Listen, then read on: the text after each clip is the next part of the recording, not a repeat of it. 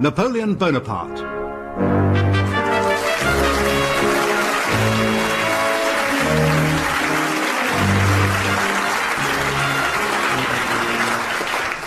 Traditionally, the life of Napoleon is a tale of a short Corsican who bullied his way to the head of an empire. But much of this depends on what you mean by words such as short or empire. He was 5'6½". Short now, but at the time, this was the average height of Frenchmen. So how can he have had a Napoleonic complex then?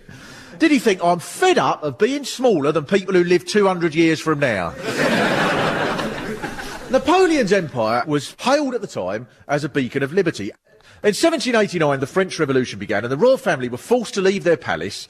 And yet the strange thing is, you can almost respect a fervent royalist from those times, because for them, royalism was an order from God.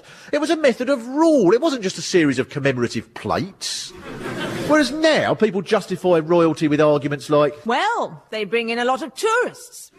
Because you never get any tourists in France or Ireland or America, do you? You look out from the top of the Eiffel Tower and you think, it's not a bad view, but, I don't know, the lack of a monarch seems to spoil it somehow. Rules that at one point had some purpose, now just mad. Like, it is against the rules for a monarch to marry a Catholic. Were they afraid that if they relaxed that rule, the Queen would run off with Martin McGuinness? It's like when the Queen Mother died and you've got people like Norman St John Stevens going, oh, we'd never have won the war without her, you know. She used to fly Spitfires at night, she did. The RAF tried to stop her, but she wouldn't have it. She was that sort of woman. I never forget one day she was shot down over enemy lines, landed in occupied France. You know, she still made it back the next morning for the changing of the guard. This is true now. I was in High Wycombe during the week that the Queen Mother died, and the local paper actually said, as many locals know, she had a keen fondness for Buckinghamshire as she visited Aylesbury in 1938.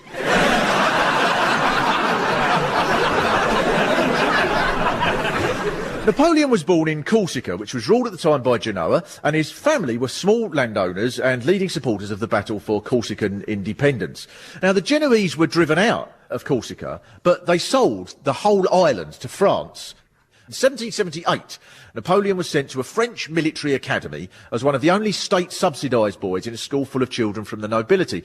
Now, at this point, Napoleon's ambition was to become a writer, and you can't help thinking some people who want to become writers or artists, like Napoleon or Hitler, should really just be allowed to get on with it, shouldn't they? Or put it another way, imagine the damage that Frederick Forsyth might have done if he'd taken up something that mattered. We'd all be living in a post-nuclear heap of rubble going, apparently he wanted to be a writer. Napoleon also played a leading role in the most crucial battle of the Revolution at the Tuileries Palace. After the battle, the royal family were jailed and then eventually executed. Now, Napoleon joined the most radical group, the Jacobins, and he returned to Corsica to defend supporters of the revolution against royalists. And the revolutionary leader, Danton, said, the kings of Europe threaten us. We hurl at their feet the head of a king. And the armies of Europe responded by intensifying the war against the revolution. Now, Napoleon was sent off to a place called Toulon in the south of France to fight off a royalist army that was backed by the British. And he was wounded by a pike. And a surgeon stood over him, about to saw his leg off, but Napoleon insisted that the surgeon should have another look first, at which point the surgeon said, oh yes, it doesn't need to come off after all. They don't change, do they, the medical profession? Now, eventually the Jacobins themselves were overthrown and Napoleon, like many of their most prominent supporters, was jailed. The new regime wanted a republic but with less involvement from the mass of citizens, and they called themselves the Directory.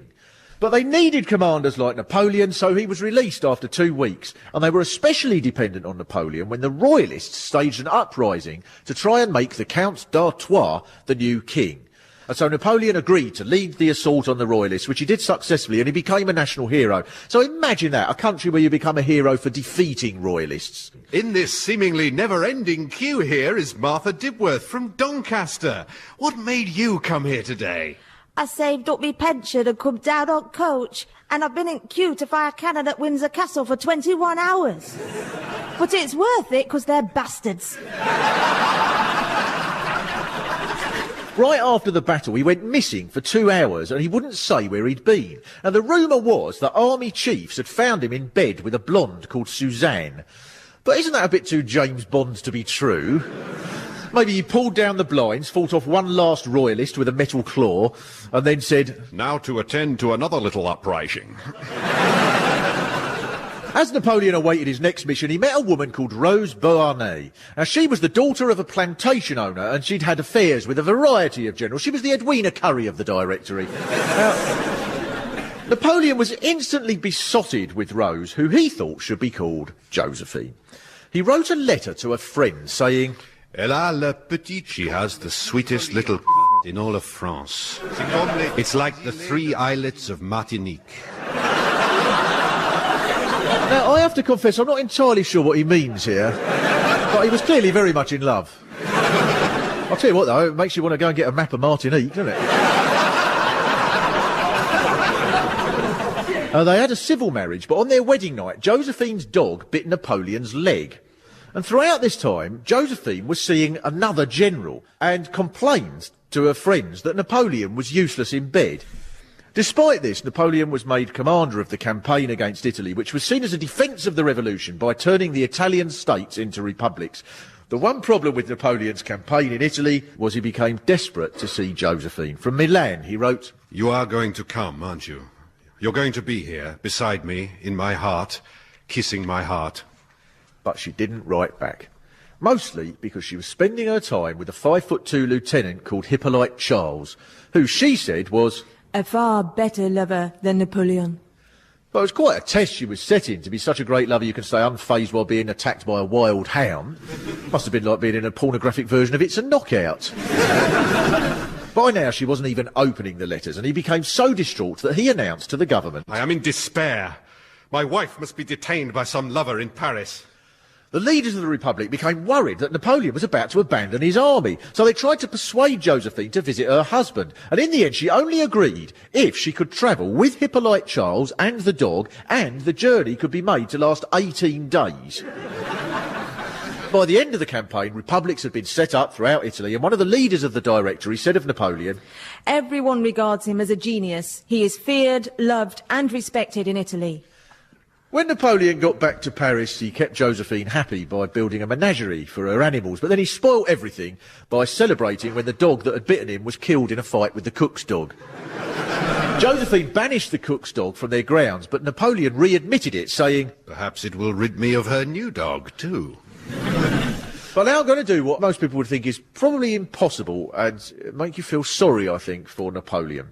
Because Napoleon's next expedition was to Egypt, and just as Napoleon was about to launch the Battle of the Nile against the British Navy, his friend Junot told him what almost everyone else in France already knew, that Josephine was spending every available moment with Hippolyte Charles.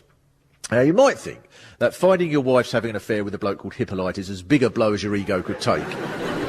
But it got worse, because Napoleon wrote letters to friends and to Josephine, spilling all his torment at this news, except that the ship carrying the letters was intercepted by the British Navy, who then read them and published them in the next day's Morning Chronicle.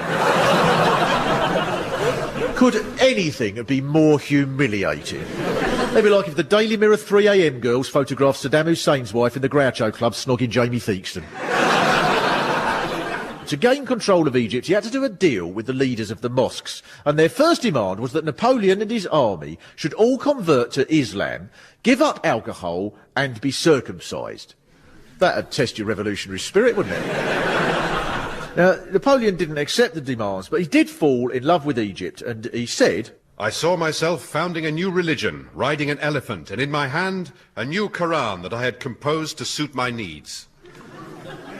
And presumably the rewritten version would have been stuff like, "And God said that every year on that day a grapefruit would be shoved up the arse of all men called Hippolyte." While in Egypt, Napoleon was called back to France. The economy had collapsed, there were widespread shortages, the 5 leaders of the Directory were involved in corruption scandals, and the Jacobins were becoming popular again. Now, a group planned a military coup in which Napoleon would be a major player. Now, Napoleon and his brother Lucien started the coup by surrounding the Directory Parliament. Napoleon marched in and announced that he was ending the chaos of the country by taking power. The Directory didn't put up much of a fight, with most of them jumping out of the window and running off. So Napoleon was now the new ruler of France, but in some ways this seemed to make his domestic situation even worse. In his first year as leader, Josephine bought 900 dresses and 1,000 pairs of gloves. Then Napoleon started going out with an actress. Everyone in Paris, apart from Josephine, seemed to know about this, until one night Napoleon was with the actress in his residence at St Cloud, while Josephine was in the grounds. Now suddenly the actress let out a scream that was so piercing it could be heard all over the building. So Josephine and the valets rushed up to the room and found Napoleon lying on the floor, having had an epileptic seizure, while the actress was stood naked by the bed yelling because she thought that he was dead. That's just what you want when you've had an epileptic seizure, isn't it? Your wife bursting in to find a yelling naked actress while you're laying there barely able to move or speak, going, I know this looks bad. Now, from here on, his behaviour became increasingly like that of the monarch that he deposed. He held a referendum to make him leader of France for life. And one soldier wrote in his memoirs, "We were summoned by our general, who said, 'You are free to hold your own opinion. Nevertheless, I warn you that the first man not to vote for Napoleon as leader for life will be shot.'" And you know, the marvellous thing is, there could be a rule like that now about having to vote Conservative or be shot, and there'd still only be a 2% swing. Napoleon moved into the old royal Tuileries Palace. He ordered that coins should have his picture on. And so the royalists still hated him.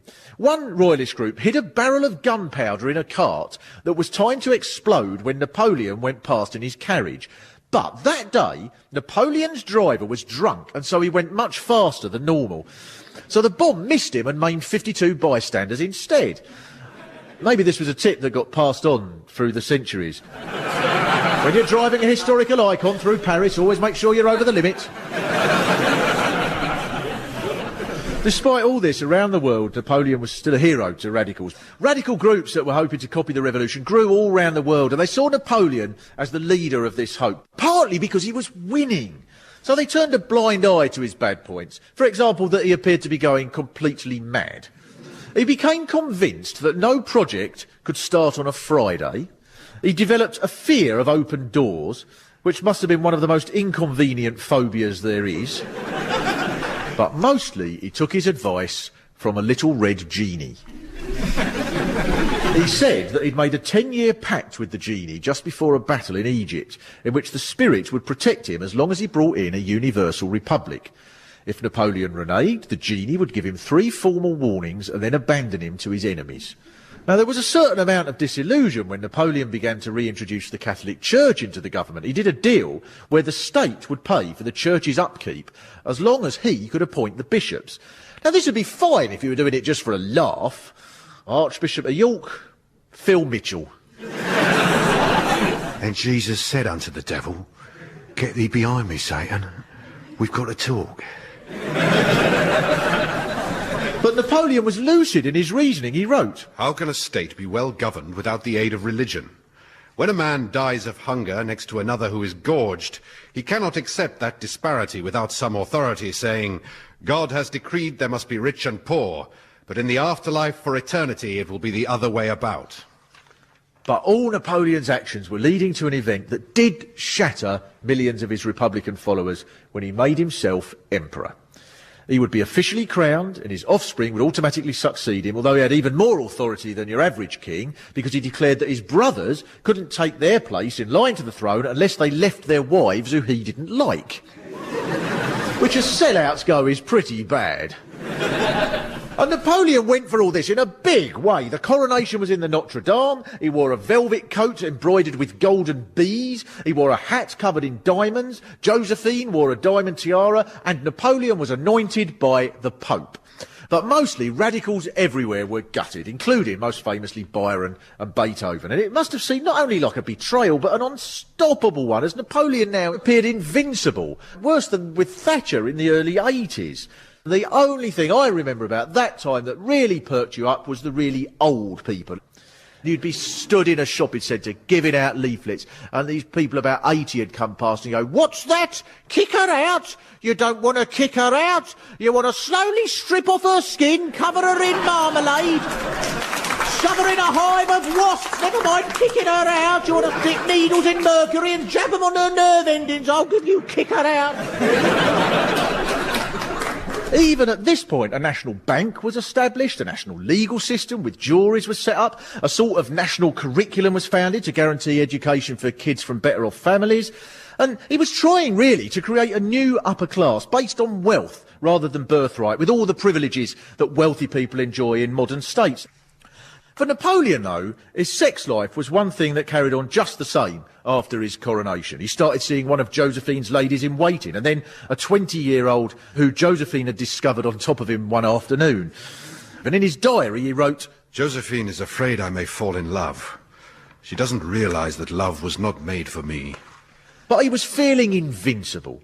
His whole family was used to build his power base. He wrote to his cousin Eugene, I have arranged a marriage for you with Princess Augusta, daughter of the Elector of Bavaria. She is very pretty. I am sending you a portrait of her on a cup. Then came Napoleon's greatest victory, annihilating the Russians and the Austrians at Austerlitz, following which he wrote a letter to Josephine. Yesterday I defeated the Russians and Austrians. I'm a bit tired. Then Napoleon planned to invade England. He sent his navy to the island of Martinique, where you feel he must have known the terrain a bit. He thought the British Navy would chase him there, which would then clear the way for the French Navy to nip back and head up the unguarded Thames. But the Channel was never left unguarded, and the French therefore could whiz around the world at top speed, sprint across the Channel, but never get past Kent, a tradition we've proudly upheld with the Eurostar. So instead he invaded Italy again, so the Pope excommunicated him, and in response, Napoleon had the Pope arrested. I'm not saying that I agree with the concept of emperor, but if you are one, you might as well do stuff like arrest the Pope. And he did a deal with Poland that he would support their independence from Russia if they gave him 40,000 soldiers. So on a visit to Poland, his carriage was surrounded by supporters, including an 18-year-old called Marie-Louise. He arranged to meet her, and she turned out to be a countess, married to a 77-year-old Polish nationalist with whom she'd had a child. Napoleon told the nationalists that he wouldn't attend their ball that night unless Marie-Louise was there and agreed to dance with him. And so the nationalists had to try and persuade the old bloke to let his wife go and dance with Napoleon. What a nightmare that must have been. He wants to dance with your wife. With your wife? No, he does. No, Napoleon. Napoleon. You do know him. You do. With the hat and the hand inside, you do know him. So Napoleon took Marie-Louise back to France, where he dressed in disguise so that he could take her out to the countryside. And then he insisted to the Poles that to cement the treaty that he'd signed with them, he should marry her. The trouble was that the only person who could annul his marriage to Josephine was the Pope. And he'd arrested him. So Napoleon got a cardinal to announce that his marriage to Josephine didn't count, as he hadn't really wanted to get married to her in the first place. Now, there was still a big section of French society that loved him, especially those that had bought the land, set up the businesses and made money in a way that wouldn't have been possible under the aristocracy. But whereas the early stage of the revolution depended on the mass participation of the population, for Napoleon to be effective, he needed the popular movements to die down. But the megalomania wasn't helping him. He rewrote the catechism of the Catholic Church, so children had to recite. What do we owe to Napoleon? We owe to Napoleon I our emperor love, respect, obedience, loyalty, military service for the defence of the empire and its throne. Are there not particular reasons which should attach us to our emperor? According to the Apostle Paul, those who do not render themselves worthy of eternal damnation. Now that's pretty clever, isn't it? To take over Catholicism and make it madder. A feat not equalled until Puff Daddy covered a Sting song and made it worse. But what was Napoleon thinking? I mean, we all get jealous from time to time. He must have been looking in the Bible and gone, look at this, Jesus, Jesus, Jesus, there's nothing about me. Napoleon knew that his bid for world domination entailed defeating his main rival, Britain, and that he would have to conquer the whole of Europe and then India. And so he outstretched himself, fighting a war in Spain, which he lost to the Duke of Wellington, and then invading Russia. Now, alongside the political reasons, it's been suggested that Napoleon also had personal reasons for making this decision. It was just after his 40th birthday, and apparently he kept muttering, "And 40 is 40. I suppose he thought, I want to invade Russia while I'm young enough to enjoy it." or maybe he could have waited until he was 50 and gone on a saga invasion. Napoleon said that even his red genie advised him not to go, but he ignored him. Now that's real megalomania, that, isn't it? To invent an imaginary genie and then tell him to bugger off as well. That's the sort of nutter in a shopping centre that would be worth listening to, one that went, "I have spoken personally to God. I said to him, I'm not taking any notice of you, you're a loony." And so Russia was invaded. But even when Napoleon was winning, it was close to disaster. Any soldier who injured a limb had to have it amputated to avoid gangrene. And after one battle, the chief surgeon got through 200 limbs in 12 hours. The Russians deserted Moscow, except for a few arsonists who burnt down the city. So as Napoleon's army got sicker, he was forced to retreat before he could find the Russian army. And then on the way back, as his army tried to loot villages for supplies, the people of the countryside captured thousands of his men, and they carried out the most imaginative tortures. A whole village would come out to beat a captured soldier with hoes. And they probably justified it by going, "All we're doing is exercising our traditional way of life. These soldiers are pests, and if we stop doing it, we could lose up to 4 million jobs in the hoe-making industry." So, compassionate Russian officers would shoot captured French soldiers rather than let the peasants get to them. And combined with the cold, this practice killed off 20,000 French soldiers in 3 days. The famine was so great that soldiers would often eat their own severed fingers that had fallen off through frostbite. At night, to keep warm, the soldiers would disembowel one of the dead horses and climb inside. I wonder if any of them thought, oh, I don't know, I could make something off it, knock up a couple of shelves, put some pot plants around the legs. The army was decimated, and the European powers responded by invading France and demanding that Napoleon should abdicate. And although he refused for several days, eventually he had no choice. The old king's brother became King Louis XVIII, and Napoleon was exiled to the island of Elba.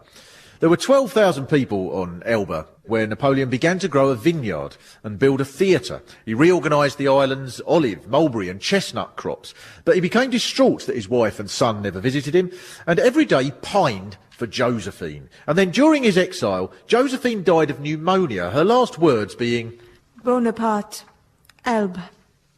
Then his second wife ran off with a count, and Napoleon never saw her again. But he managed to overcome all these setbacks by escaping with a secret army and re-invading France, with only 1,000 men. And he was confronted by a detachment of troops who ordered him to surrender. He got off his horse, walked to the opposing troops and said, "Here I am. Kill your emperor if you wish." What a moment that must have been. Napoleon in front of his ex-soldiers, their guns poised, and yet no one shot, and then they began to chant, "Vive l'Empereur." When the news got out, the Duke of Wellington led an army to France, and Napoleon met him at Waterloo, where Napoleon was winning until he was attacked from behind by an army of Prussians, thereby changing the course of history and of the Eurovision Song Contest. Napoleon was led back to Paris in a carriage where he was greeted by cheering mobs that must have looked similar to those who'd begun the revolution 26 years before. But the course of the revolution was summed up by Napoleon's statement to the cheering mobs. "I could not, I will not be king of the mob." And he then did the most peculiar thing. He sailed to England and applied for asylum. You've got to say, top marks for front, Napoleon. Surprisingly, the British didn't accept Napoleon's plea for asylum, and so he was sentenced to another exile, this time to the desolate South Atlantic island of St Helena. And he lived there for 5 years until he died, probably poisoned. The only independent autopsy showed that he had an enlarged liver and high levels of arsenic, and contrary to the rumours, it also showed he had a fairly average-sized knob. Isn't that so English, though? You can imagine it happening again if public opinion stays against war. You can imagine Blair getting up and saying, "Furthermore, this new dossier reveals that Saddam has a tiny cock." Apart from that, Napoleon is now remembered as the most prominent figure of the French Revolution, but the people who made Napoleon possible were the millions who believed that their actions could create a fairer world, who acted with passion. These are the people whose names are never recorded, but who act with passion and can never be completely removed. For example, I was doing a talk about the French Revolution a little while ago to these teenagers, and afterwards this lad went, yeah, but like what we really need now is like a sort of another revolution, you know, and I think we can all sort of start that, you know, like now straight away, you know, by smiling. Right, because like you smile, you know, and like then they have to like smile back even if it's like a capitalist and stuff, and it's all just like ripples, you know.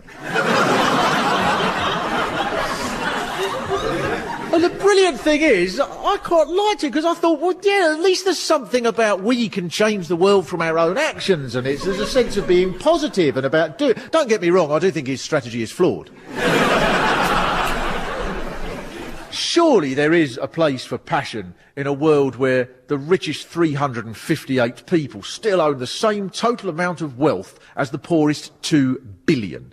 The worst thing I think about this government is just the soullessness, the passionless, and to be honest, there's some of them that I don't think I disagree with them because I've never really heard them say anything. Like that one Alistair Darling, he's so soulless and bland, you can't hear him, and I've heard him interviewed, and every time at the end of it, you just find yourself thinking, shall I have a curry tonight? And, oh God, what did he say? And you think, why don't the presenters be honest? And at the end, when he's finished, they should just say, I'm sorry, mate, you know, I completely drifted off.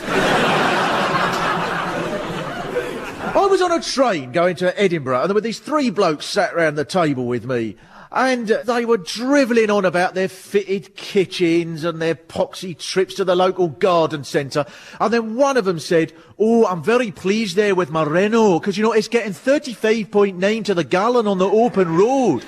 And I thought, no, that's it, just give up life, there is no point in living once you know to the decimal point how much your poxy, dirty little car is getting on the filthy, poxy open road. Just write a letter to any decent judge and say, dear judge, please allow my pointless existence to end. Any liberal, decent person would allow you to end it now, surely.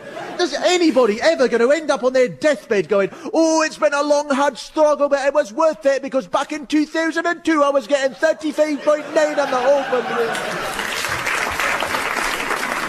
All I can advise people is to at least have a bit of passion, because when you think about it, if the 2 billion got together and stood opposite the 358, smiling, it would look pretty spooky.